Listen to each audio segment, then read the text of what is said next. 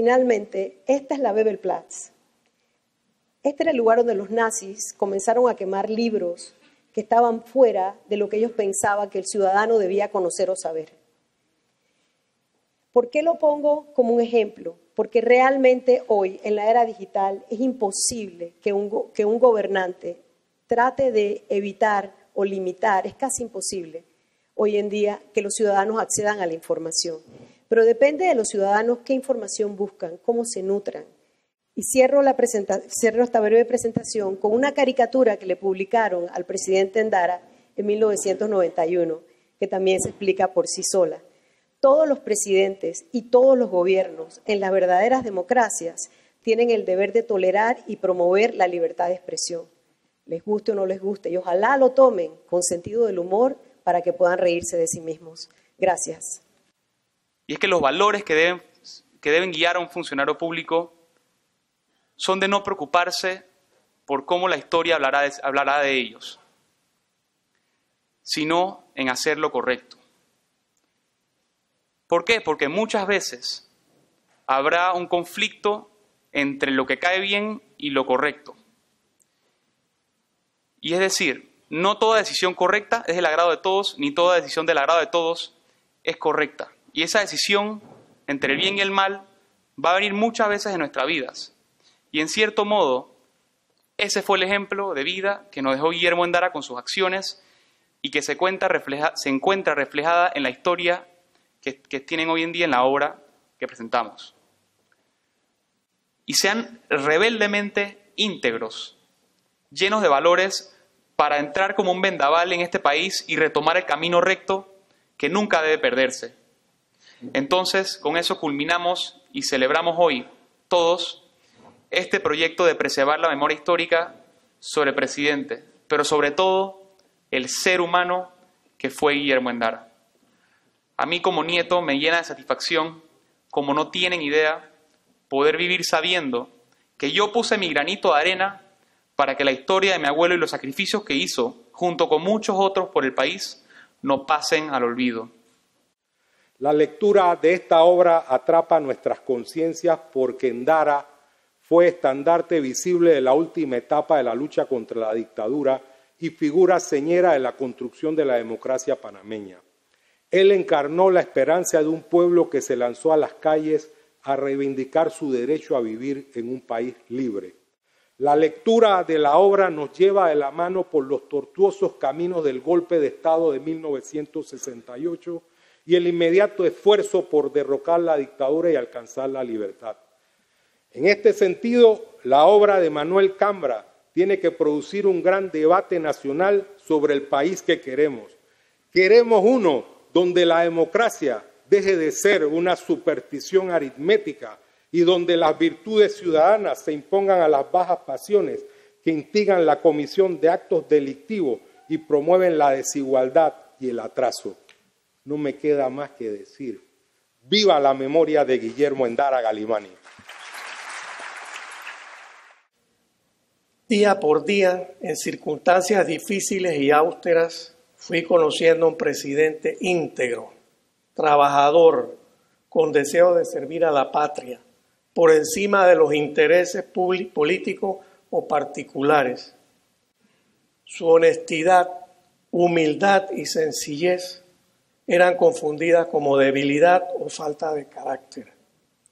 Pero puedo atestiguar que su firmeza ante las situaciones difíciles, tratando siempre de respetar los derechos de sus adversarios políticos, cosa que ellos ni antes ni después hicieron para con él. Él fue un hombre humilde en el triunfo y valiente en el fracaso. El escribir la biografía de Guillermo Endara Galimani fue un reto enorme que Javier Yap, su familia y un grupo de personalidades que impulsaron este proyecto pusieron sobre mis hombros. En esta obra está descrito el legado de Guillermo Endara Galimani a la sociedad panameña.